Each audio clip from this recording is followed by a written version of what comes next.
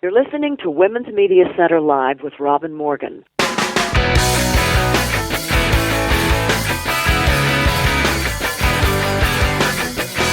Welcome to Women's Media Center Live. I'm Robin Morgan. Wow, news has been breaking all over the place, and we're going to try to pick up some of the pieces and analyze their particular impact on women, and of course on men, children, and other living things too. We'll get to the crucial Supreme Court decision on abortion at the end of the program, looking at battles that we have still to fight, but celebrating that the decision will help staunch illegal, unconstitutional incursions at state levels that try to restrict and, in fact, frankly, erase a woman's right to reproductive freedom. And we'll take on Brexit coming right up. We have only one guest in this program today, the great senator from California, Barbara Boxer. We had such fun talking that we just kept on going. So that exclusive 2-segment conversation is also coming up, and it's a real treat. But first we have to go inside the headlines.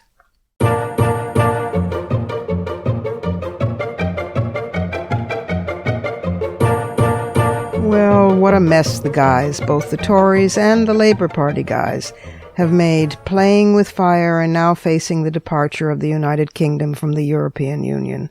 They didn't take it seriously. They called it Brexit, a cutesy name for a very unfunny referendum that was extraordinarily stupid. Now, as global markets, diplomats, security and intelligence agencies, and entire governments, not to mention the public, wring their hands over the disaster wreaked by a relative handful of people in less prosperous regions of England and Wales, older, white, rural, non-university graduates, vulnerable prey for fear-mongering, now as British currency plummets in value, as the United Kingdom itself faces possible fragmentation, with Scotland going its own independent pro-European way and Northern Ireland longing again to join with Ireland, now we are likely witnessing the end of Great Britain. Many Americans are worried that the politics of Donald Trump actually might prevail as a reflection of what happened in England. I did notice that the referendum happened in the first place because David Cameron wanted to appease the far right wing inside his own Conservative Party. Paul Ryan, take note. And because women are always hit harder by policy shifts to the right, I worried about the impact of all this in Britain on women. Well, last item first. Sophie Walker, founder and leader of the Women's Equality Party in the UK and a previous guest on this program, addressed that question, saying that during the campaign she'd wanted to know what leaving the EU would mean for women, for the cost of childcare, for the likelihood of closing the pay gap, and for the chances of her country ever ratifying the Pan-European Istanbul Convention to end violence against women and girls. She said, "I don't know the answers to any of these questions because none of them were discussed by the other political parties in the miserably blinkered campaign that preceded the vote. The two opposing camps put on a Punch and Judy show and the media cried for more. There was no room again for women." Walker points out that every recession has prompted the same response, slashing spending on women's jobs, the public service workers, and throwing money at construction and building, showy jobs mainly for the boys. She also makes it clear that there can be no reneging on legislation prompted by membership in the EU that has done a lot to enhance the lives of women workers. Protection from sexual harassment in the workplace, maternity leave, opening new opportunities for women's employment, and ensuring future tariffs do not eat into money needed for benefits and services. She notes that overshadowing much of the referendum were lies told by the Leave campaign about immigrants, adding that women have made up the majority of the UK's migrant population since 1993, women fleeing persecution, violence, and human rights violations. Walker gives them hell, and they deserve it. As for any echo effect on our own elections, well, there are commonalities. That voter breakdown between generations, between rural and urban, less educated and more so, male and female, and white versus citizens of color, is mirrored here in Trump supporters versus, well, the rest of us. So there is reason to be afraid, but there is no reason to panic. There are vital distinctions. Even Republican presidents have celebrated immigrants as integral to American prosperity and identity. Furthermore, U.S. presidential elections are largely decided by an ethnically diverse and upscale electorate in America's cities and suburbs. People of color comprised more than a quarter of the electorate in the last presidential campaign. There is far greater multiculturalism vibrantly alive in the United States than in the UK. Moreover, the British vote was a referendum on a cumbersome, bureaucratic European coalition that was easy to rally against, while the U.S. presidential vote is more and more every day a referendum on a polarizing individual, Donald Trump, who predictably celebrated the referendum result because a crash for the British pound would benefit his business. Last, the wisdom of the framers of the Constitution rises again like a beneficent ghost. The EU membership was decided by a popular vote in Britain, but the White House race here is determined always by the Electoral College. Now, most Americans are not sure what that is exactly, and many Americans have never even heard of it. You know, they're the people who can't identify where the Gulf of Mexico is, or work it out in their heads that it just might be somewhere near Mexico. The Electoral College consists of 538 electors. A majority of 270 electoral votes is required to elect the president. Your state's entitled allotment of electors equals the number of members in its congressional delegation, one for each member in the House of Representatives plus 2 for your senators. Their votes usually, but not always, reflect their state's popular votes. Now, here's the interesting part. Some large states with significant populations of color have for the last 3 decades voted for every Democratic nominee: California, New York, New Jersey, Illinois, and Pennsylvania. And together, those 6 states hold 166 of the 270 electoral votes needed to win the presidency. See, the framers were really strong on balance. Balance between the 3 branches of government, balance between majority rule and protection of the minority by the Bill of Rights, and balance between what some of them, including Jefferson, regarded as a possible tyranny of democracy, populist mob rule, needing restraining measures by cooler heads, hence the Electoral College. So exhale, but do so without a breath of complacency. Of course, the other major newsbreak headline this week was the court's decision on the Texas abortion case, a victory for women's reproductive rights, and I'll take that up in fighting words at the end of the program. But it's a reminder that the court, and the very constitution of the court, currently in play with a justice missing, that issue alone would make this an incalculably crucial election. So ask yourself what you're doing, concretely, practically, now, to stop Trump, and the possibility, however vague, that in November we wake up as dazed as the British are now, asking each other, how did we let this happen, and can we possibly have a do-over? If for whatever reason you can't stand Hillary Rodham Clinton, then get active in the Libertarian Party and drain votes from Trump. Better still, join a tide of history for the first woman president. Send money, volunteer to make calls and ring doorbells, register voters and pledge to help bring them to the polls. Do any or all of the above and more. And just think of all the interesting people you'll meet in the process. Not only do you not want to be one of the good Germans who didn't know what was happening until it was too late, you want to be on the winning side, and not just of an election, but of history, and saving the planet.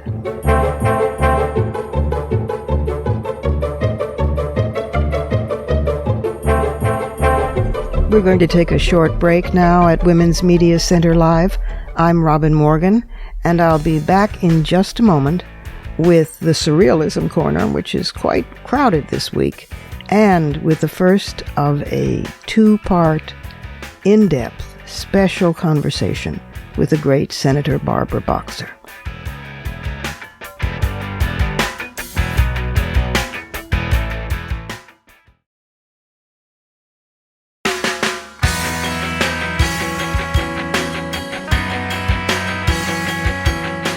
You're listening to Women's Media Center Live with Robin Morgan.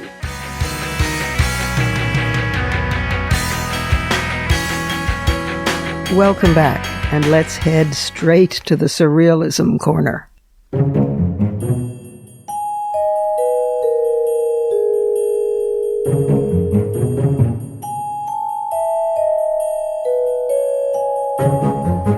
And the Surrealism Corner gets more and more crowded every day as the whole world apparently is clustering to get inside.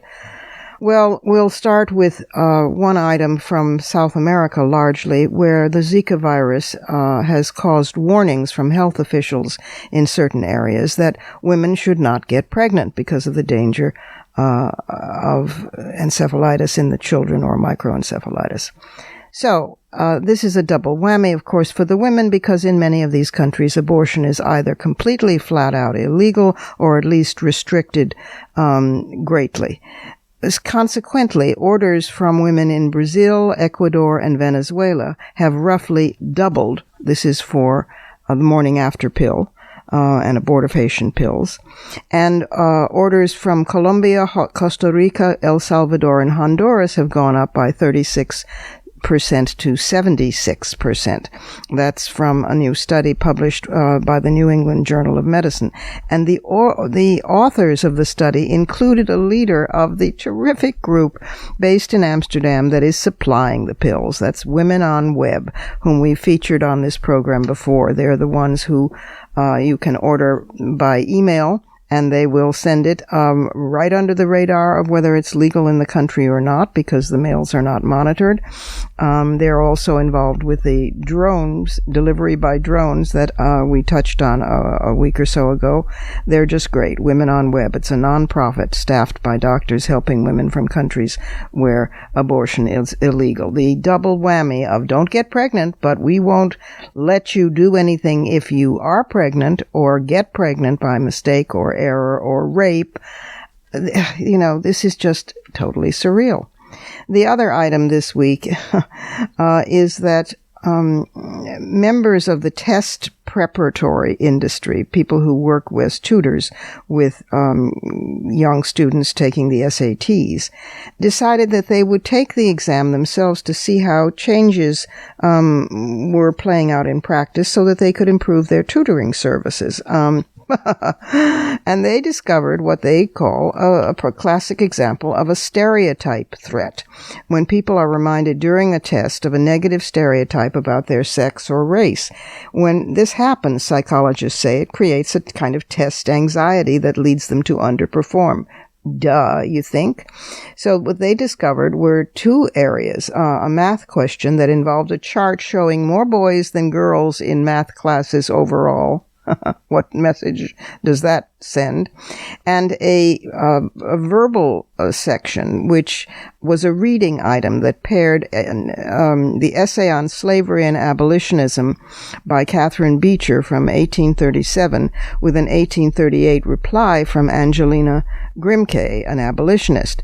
The Beecher essay argues that by divine law, women have a lower station than men and wield their influence only through the domestic sphere properly. And Grimke, of course, argued back that no one's rights should be diminished because of sex. And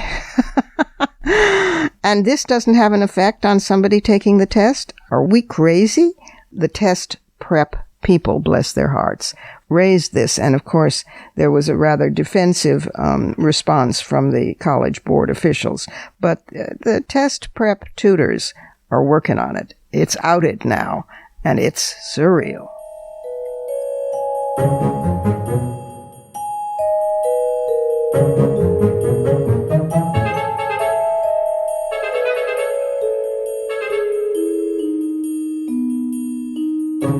And now it's time to welcome my very special honored guest, U.S. Senator Barbara Boxer.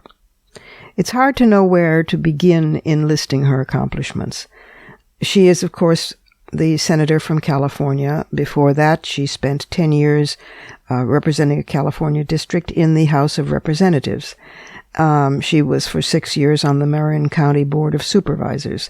And in November of 2010, she was reelected to her fourth term in the Senate. She has been a national leader on environmental protection, and in fact she's the ranking member on the Committee on Environment and Public Works in the Senate. She's also the ranking member on the Senate Select Committee on Ethics. She's a senior member of the Senate Foreign Relations Committee, where she chairs the first ever subcommittee to focus on global women's issues. She's also a member of the Democratic leadership in the Senate, serving as the chief deputy whip since 2005. She founded the Senate Military Family Caucus to help address challenges faced by families of service members who sacrifice so much. You name the issue in your life, and she's had an effect on it. And her work specifically to remove arsenic from drinking water. She's led California's efforts in Congress to protect the coast from offshore oil drilling. And she fought to end the unethical use of human subjects in pesticide testing by federal agencies. You ever ridden on an airplane? Well, she's a champion of airline passengers' rights, and her legislation, together with now retired Senator Olympia Snowe of Maine, was to protect passengers from being stuck on planes for hours without food, water, or access to restrooms. She's been a strong supporter of the 1994 crime bill. She's worked to fund anti-gang programs. She's been a leader on the violence against women laws. She's been a champion of a woman's right to choose, of reproductive rights, consistently through all those almost 40 years now in Congress, both houses. She helped lead the floor of a fight for passage of the Freedom of Access to Clinic Entrances Acts. She's fought against repeated attacks on women's health and a woman's right to privacy. She's been a leader of life-saving medical research laws. She wrote bipartisan legislation to accelerate the contribution and funding to combat global HIV/AIDS and tuberculosis. In 2010, she wrote a measure to end taxpayer bailouts of Wall Street by ensuring that financial firms, not taxpayers, will pay all the costs of liquidating failing Wall Street firms. It just goes on and on. She also has written a number of books, and among them is her newest, which she will talk about with us today. She's just been on the right side of basically you name it. She's a feminist. She's a great senator. She's retiring later this year, and we will miss her deeply. But she's not retiring from activism, and you'll learn why. Here is Senator Barbara Boxer. Senator Barbara Boxer. Oh, welcome, welcome, welcome to Women's Media Center Live. It's so good to be with you, really. Thank you. Well, as you know, I'm such a fan, and I, for so many reasons for so long, not the least of which is this new wonderful book, The Art of Tough. Fearlessly facing politics and life. You mean there's any difference between politics and life? Now you tell me. Well, it's as I've learned, the older I've gotten, is politics is part of every single thing. Exactly. Every day. Exactly. Well, The Art of Tough is a terrific book. And we'll get into that later, but I want to tap into your amazing wisdom on so many things. This could be Sure. a 7-hour interview if I had my way. Okay. First of all, you're, of course, in the Senate, Democratic leadership. And recently, we've seen not only a wonderful principled filibuster on the issue of gun restraint in the Senate, but we've also seen this incredibly moving sit-in in the House. And now there's, everything's on pause until July 5th, and then possibly it's back in the Senate with yet another compromise bill. How does that look, Barbara, and how can we move this along further? We need about 8 more Republicans to join us, and we will have passed for the first time some sensible gun law. We haven't done it since the 90s when my friend Senator Feinstein got the assault weapons ban through, and that expired in the early 2000s. So the bill that's currently alive, and I want to say that is a huge accomplishment, is a bill by Susan Collins and a bipartisan group. Every Democrat supported her in the vote. We only got a few Republicans. We need some more. Right. And if we can go from, 52, 53 votes up to 60, we will have actually passed the bill that deals with making sure that terrorists who are on the no-fly list can't buy a gun. Right. If you ever thought of anything more sensible than that, I don't know what it could be. Right. Well, we were, all of us, the public, that is, tweeting in support, both during the filibuster and during the House action, and we'll continue to do that. But, anything else that you think that people should be doing, talking to each other, trying to change consciousness about this, to be of support to you in the Senate, that would be really helpful. Right. Well, I think the best thing is to look at how your senator voted on the Collins bill. And if your senator voted yes on the Collins bill, it's very complicated because the actual vote, follow the Senate, was not to table or shut down the Collins bill. Right. So the right vote, if you were for Collins, was no, do not table. So assuming your senator voted that way with Collins, fine. But if they did not, you just need to wherever you live, find out how your senator voted and just say, why on earth do you feel that a terrorist should have the right to be able to buy a gun? I mean, it's just crazy. Right. But it is, what happened in the House was unreal. I've served there for 10 years, and to see John Lewis, who is really one of the all-time American heroes, leading this sit-in, and it was a cry for attention to this issue. And, a lot of the victims' families have been saying, we appreciate the moments of silence, but you've got to do something. And this was, in response to that frustration. Yeah, it was so moving. I stayed up all night crying and singing along and tweeting, and it was just incredibly moving. Now also because I want to ask about the election, because you helpfully in the book in The Art of Tough list the reasons why you are not leaving the Senate. You are retiring from the Senate, but these are the reasons, which is a real time saver.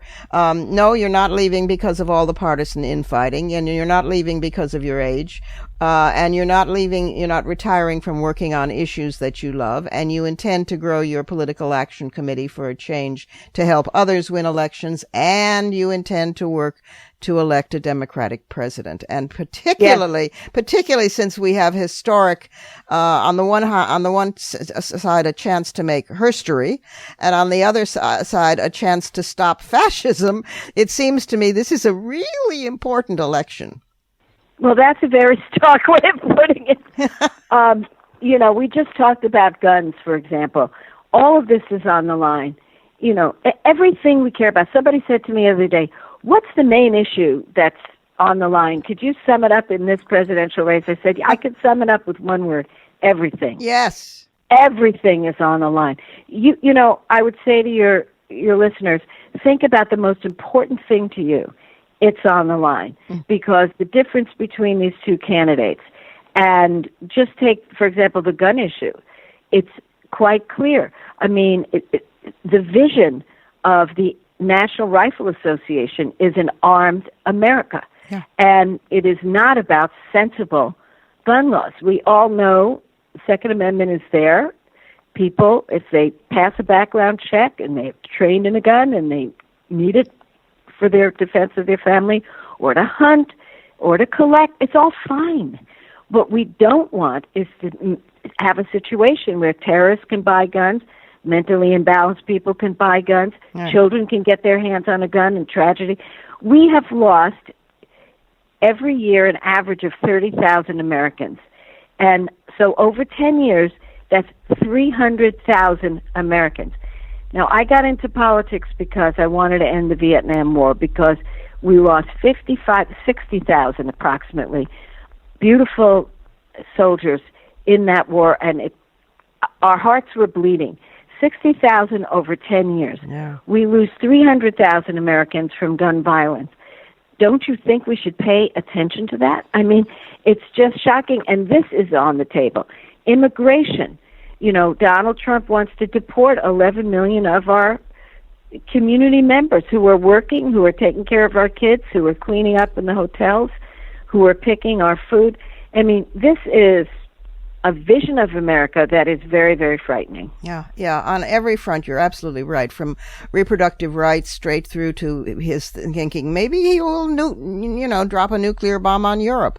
I mean, it's an amazing election cycle. To think of this man with his hand on, as Hillary says, the nuclear button and the economy is enough to just get you sick. And the more you see of the people that he's stepped on and hurt, and he's gotten their money, whether it's Trump University or anything else, people he didn't pay for some of his building projects.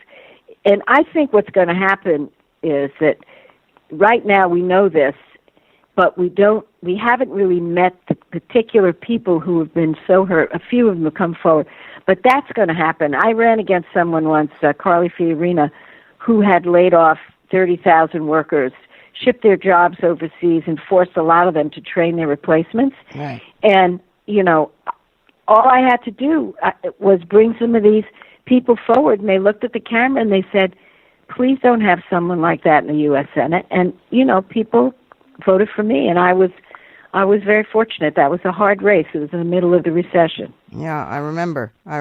But you won. Since we're touching on international as well, and economics, Brexit just happened, and it makes me very nervous, and many progressives very nervous, because it seems a mirror of the nativism and the general right wing push that nicknamed populism that has been occurring to some degree here. Give us your thoughts on that, and what influence that will have, if any, on U.S. elections or in general. Sure. Well, first thing first, you have to respect the vote. Having said that, what we can see is it's pretty chaotic. There's going to be a lot of fallout from this. I don't know what Scotland does now. I don't know what Northern Ireland does now, but it could wind up really hurting Great Britain. And, all I could tell you is this. For our voters, they need to look at what happens, when you bring about this sudden type of revolt because you're mad about something, and everybody's mad about something, and there's a lot to be mad about, believe me. But I think for our country to prove now that we can be steady as you go and, do the right thing and make sure we have this economic growth, we can actually be the country everybody looks toward. And I think this election becomes even more important because of the size of our economy and the United States of America being the place that is this shining example of how we can, in fact, live together. But it's a vision that, Hillary puts forward and Trump takes the opposite view of pulling back and attacking people who are diverse from him. And, I have said, if everybody in America he's insulted votes for Hillary, she'll win in a landslide. Yeah, and let's hope she brings the Senate and Congress with her. I hope so, because we have so much to do. Yeah, and she needs the wind at her back. That would be so wonderful. All right, closer back home then again. Even though you are, and I had forgotten this, and the book, The Art of Tough, reminded me, you are a Brooklyn girl originally. Of course, I should have known that, being a New Yorker myself. Of course. But nonetheless, your beloved California. California seems to be still the promised land for this country. It still seems to be the most, God knows it's had its hard times, but it still seems the most progressive. When you look at the Democratic leadership, I don't mean to be overly partisan here, but it's everywhere. Whether it's on environment or it's on immigration. I mean, I wish that it were a model for the rest of the country. How do we make it more contagious to the rest of us? Well, I am very proud of the state. I wasn't born in this state. I was born in New York. I came here as a very young woman to visit family. I looked around and just fell in love. And my husband, who, God bless him, he was in law school in New York, and I said, just very naively, "Can we move?" And he said, "Well, if I can get a job," I write about it in the book. He says, "If I can get a job 2 years in advance of my graduation, but we don't have a penny, we don't know anybody." So we wound up in California. But here's the thing I want to say about it. Every book you read about California, the history, starts with the beauty of our state. And people here get it. And it isn't just the coast, which is magnificent, and we've protected the vast majority of it from oil drilling and so on, because we know it's just a beautiful attraction, a tourist attraction kept the way it is. So then we also have the inland areas, the agricultural belt, the forests, the wetlands. It goes on. The desert. I mean, the desert is incredible. Yeah. So, and then we've got the diversity, the amazing diversity. There's actually, nobody is in a majority. It's all plurality here. We have every color in the rainbow, and it's so dynamic. But here's what I want to say. After Schwarzenegger left the governorship, we were in a big hole, and budget was in trouble. And I have to say, Jerry Brown stepped up with a Democratic legislature and solved the economic problem, got us back on our feet. We were struggling badly in that recession. And we've come back better than any other state. It's because we look at the future with confidence. We're not afraid. We don't want to pull back. We embrace change. And, it is such a thrill to be in this state. And a lot of people come here, they're changed forever because of the way we respect each other. And it's dynamic. It's dynamic. It's interesting, and it's economically a real engine. We are the leader on clean energy. Yep. We don't fear that. We our last nuclear plant is going to close because of safety issues, but we don't fear it. Even the company that just agreed to close it down isn't in an argument. They said, "Well, we can use renewables." So wow. It's just a model, and we're strong economically. We care about each other socially, and I'm glad you said that you thought we could be a model. We can be a model, and we should be a model, because we've shown that progressives know how to govern. It's like a laboratory proof, I mean, and I just wish the rest of the country would catch it more and more and more. Yes. Yeah. It's a lack of fear about the future. It's embracing the problems instead of saying, climate change isn't real. Get over it. Climate change is real. It's threatening us. But how do we turn it into an opportunity with clean energy and jobs you cannot ship overseas? You put a solar roof on here, you can't have that done in China. The person has to be on your roof. Right. So we've embraced it. Yeah, I mean, and to embrace that at a time when so much of the country is buying into the fear politics that they're being fed, because we all know that. It's the Koch brothers. Yeah. It's the big dirty oil money, and I'll tell you right now, America, what's made us great is that we do take that chance, and we're innovative. And California, you're right, it is that laboratory. And guess what? It's working. We have to interrupt for a quick break here at Women's Media Center Live. I'm Robin Morgan, and I will be right back to continue this conversation, very special conversation, with Senator Barbara Boxer from California. So don't go away.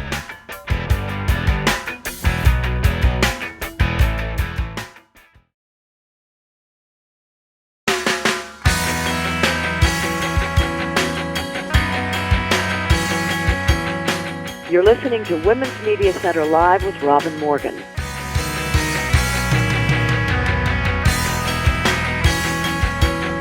Welcome back, and let's pick right up with Senator Barbara Boxer.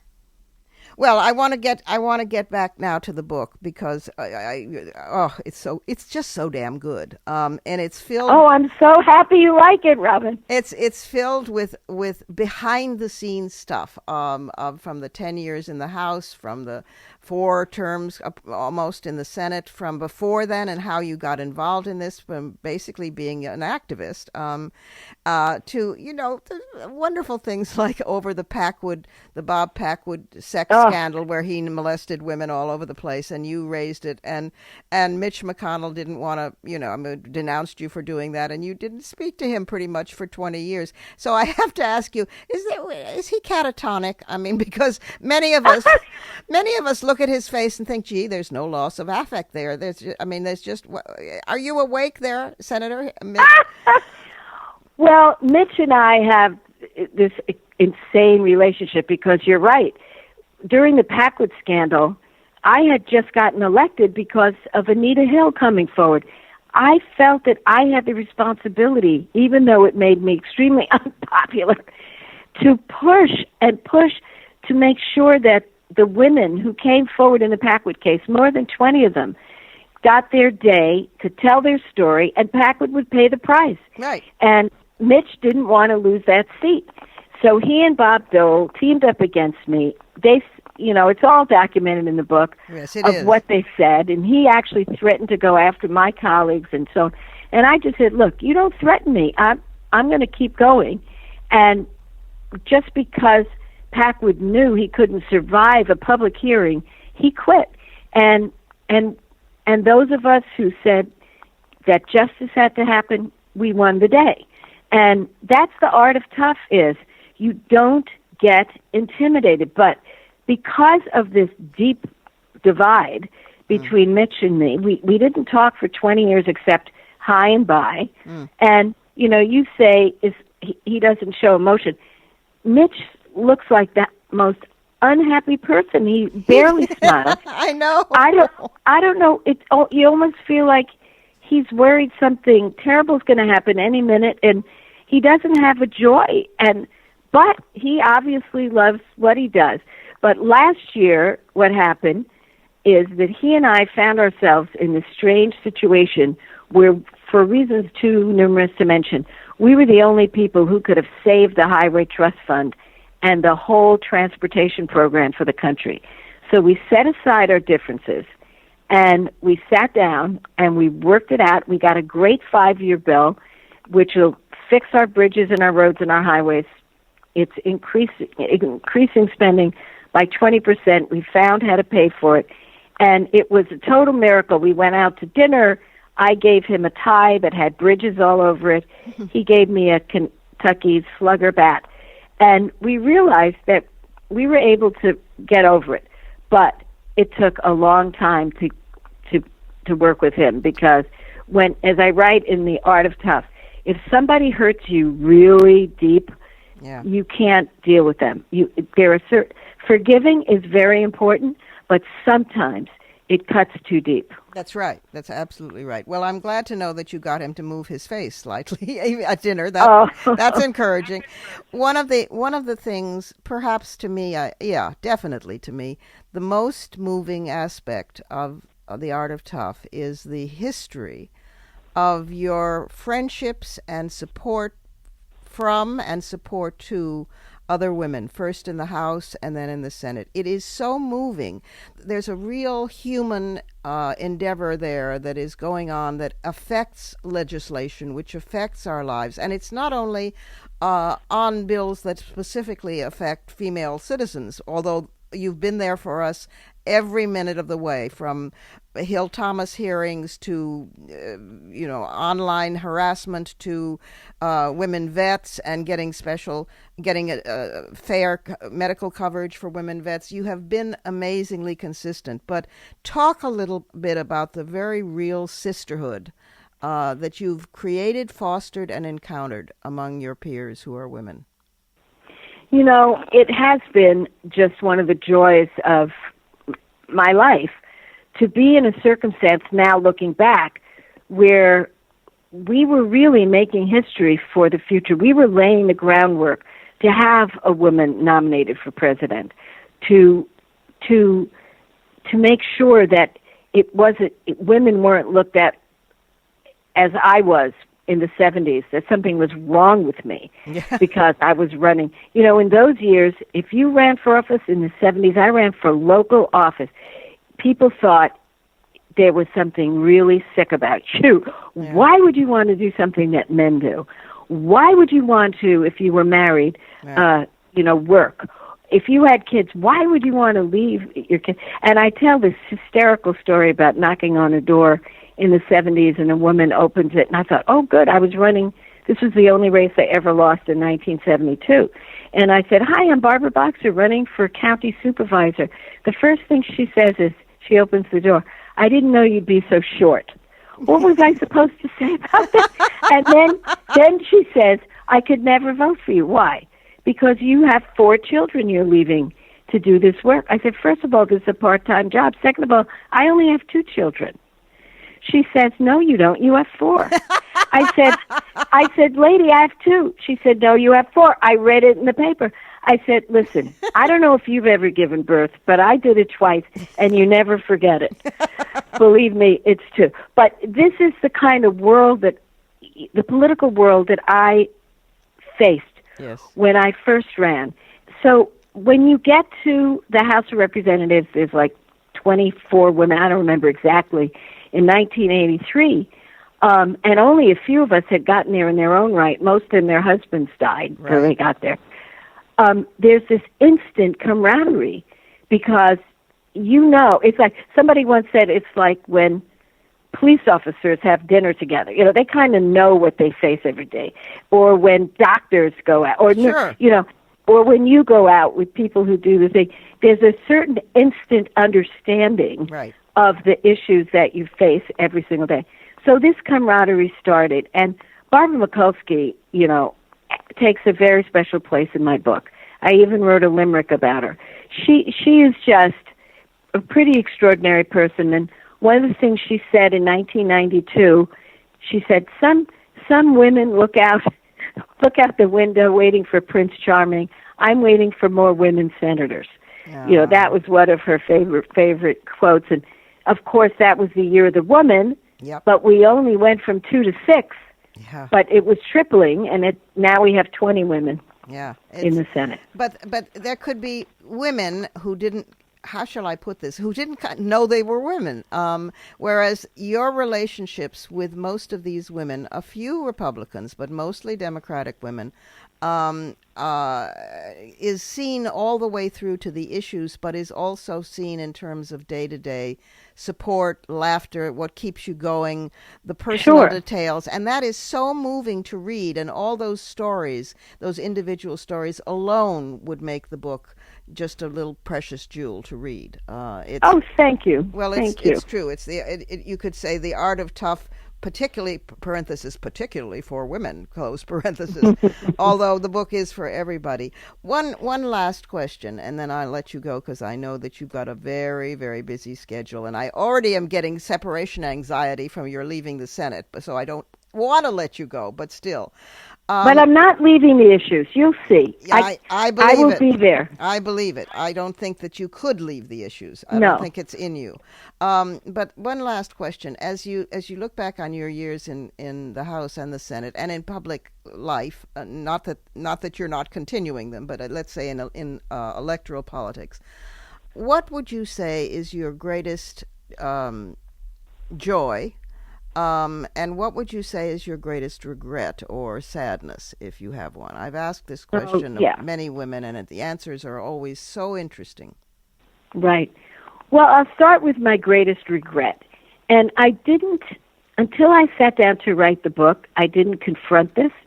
But I believe that I took my eye off the ball during the Clarence Thomas hearings. I am so glad you're saying this. Oh, I love you all over again. Go on. Well, because what happened was we made this great march from the House, the women of the House, over to the Senate to demand that the hearings on Thomas be reopened so that Anita Hill could testify. And when we did that march, and it's all documented in the book, exactly what happened. To make a long story short, the hearings reopened. I decided in my head, wow, this is it. Now Thomas will never get the vote. He won't win because Anita Hill is such an extraordinary person. So I took my eye off it instead, of focusing in on the fact that what was going on behind the scenes at that moment, and I didn't know until much later, is that there were 4 other women who could have testified that they had the same experience with him as Anita Hill. And they were sitting in a They hotel were not room. called. Right. They were not called. And I go into it in the book, and, there's been movies made about this and all the rest. So I blame myself because I should have kept my eye on it, and I would have known that. And I sort of thought, well, I did my job. Now he'll never get it. And that's one of my greatest regrets, because it led to Clarence Thomas being on the court, and we know the decisions that man has made have hurt so many people. Yeah. So many people. And anyway, I think I have to say, that's a big regret, the fact that no matter what I did, I couldn't get the Iraq War ended. The fact that I didn't object to the Gore Bush electoral count on the floor of the House. I didn't do that because Al Gore said, please don't, but I should have done it anyway. So I have several regrets, believe me. But in terms of my best joys, if you look at the legislation I've been able to get done, the fact that more than 1 million kids a year in after school because of my legislation, more than 1 million acres of land in wilderness, a comprehensive casualty care center for vets in my state for the worst wounds that you can imagine. The fact that I set drinking water standards to protect kids.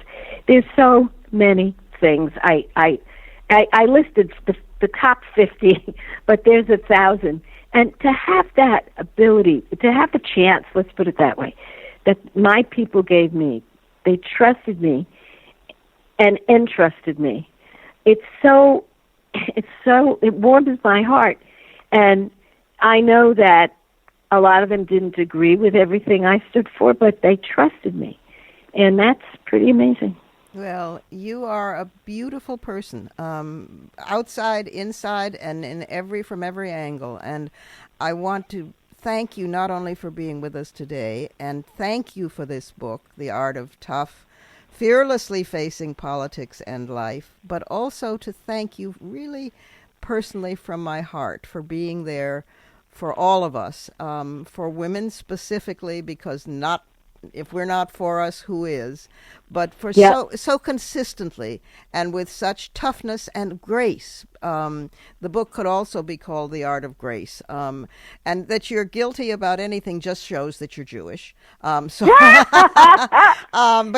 Catholic. Jewish or Catholic. Jewish or Catholic. That's right. But the truth is that you have nothing to be guilty about and everything to be proud of. And we are so proud of you. Thank you for all those years, and we're looking forward to what you'll do next. The book's called The Art of Tough. We've been talking to Senator Barbara Boxer, to my honor and my absolute delight. Thank you so much. And it's been my joy. And now it's time for our new little feel-good feature, We Won This.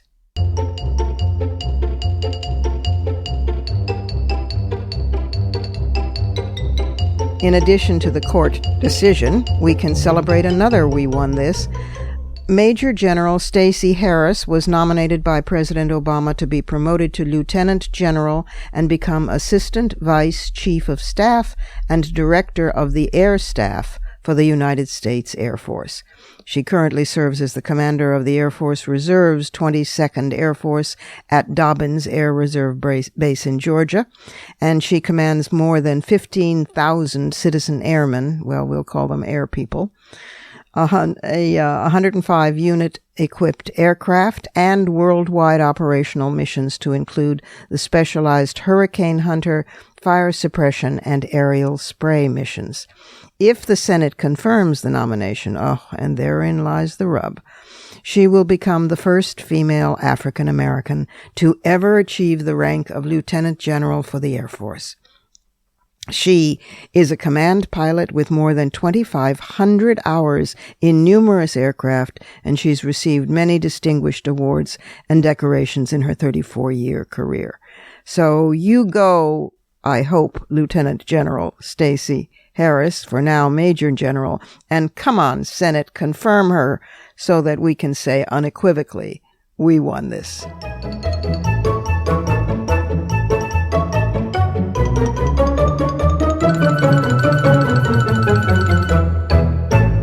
have to take one last break here at Women's Media Center Live.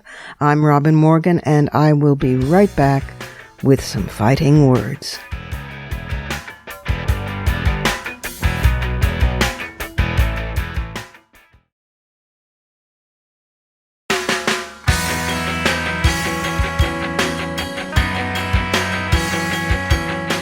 You're listening to Women's Media Center Live with Robin Morgan.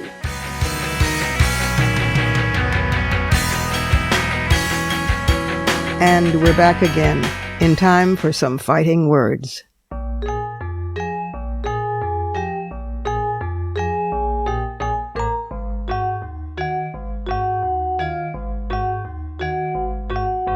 Well, Supreme Court Justice Anthony Kennedy came through again. He doesn't always, but when he does, it's memorable. And Justice Breyer, and all three women, of course, Ginsburg, Sotomayor, and Kagan, brilliantly lined up as if they were intellectual incarnations of the three little maids from school are we trio in Gilbert and Sullivan's The Mikado. 5-3, leaving Roberts, Alito, and, naturally, Thomas staunchly holding up the Cro-Magnon side of the bench. This decision a few days ago in the most important abortion case in a generation was a triumph for women, and a triumph of science over pseudoscience, over lies, religious zealotry. It was a triumph despite the state of Texas hiding evidence. Yes, the Texas Tribune reported that the numbers were submitted to the legal department for final approval, and the state deliberately hid the data on the abortion rate, stalling after those numbers were submitted. The emails provided to the Texas Tribune showed agency workers being told that the numbers were, quote, not ready to be released, closed quote. You can read this at texastribune.org. Meanwhile, just a few days before the court's decision came down, Donald Trump had a quiet meeting with some of the most extreme anti-abortion activists in the country to discuss their shared agenda in rolling back women's reproductive rights, denying women access to safe, legal abortion and affordable health care, punishing women who've had abortions, and so that Donald could reassure them that he will appoint anti-abortion judges. You know, it's an undue burden in itself to all of us that such people trot around spewing such poison. Oh, it's their right, and I'll defend that right, but I will not defend it when they incite to violence and act on their own inciting words. Among those in attendance at the meeting were Ken Cuccinelli, who co-sponsored a bill to ban abortion and even certain types of birth control when he was in the Virginia Senate. There was Pat Robertson, who, of course, attributed Hurricane Katrina to the judgment of God for funding Planned Parenthood. Ralph Reed, who now claims to be a peaceable protester after decades of violent acts against health centers. Gary Bauer, who encourages evangelicals to refuse to acknowledge laws protecting abortion.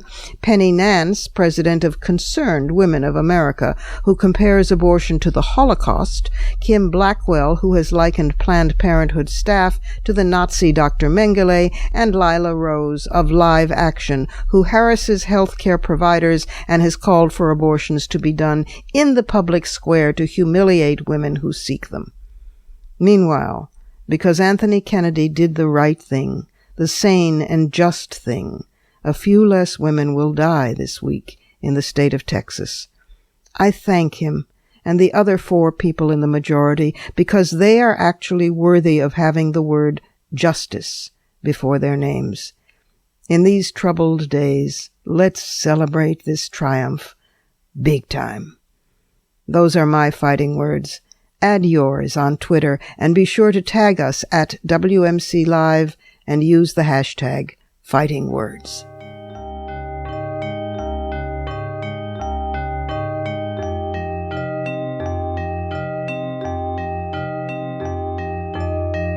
And that's it for today. This program is syndicated, but if you can't find the broadcast on a radio station in your area, you can always visit us at WMCLive.com. There you can find the show, plus the archive of all our previous episodes. And we're at iTunes worldwide. There you can stream, download, and subscribe to the show's podcast. Also, be sure to find WMC Live on Facebook and Twitter. Portions of this program were taped earlier. Opinions expressed here do not necessarily represent the WMC. Here's the family for Women's Media Center Live. Regina K. Scully is our founding sponsor. Julie Burton, Women's Media Center President, is executive producer. And I'm Robin Morgan, your producer and host. Thank you for being with us. Don't forget to join us next week right here on Women's Media Center Live. For the smartest talk about news, politics, sex, books, religion, race, and more, tune your radio to Women's Media Center Live with Robin Morgan. Audacious, witty, provocative, informative, and fun. It's Women's Media Center Live with Robin Morgan on WMCLive.com. Talk radio with a brain.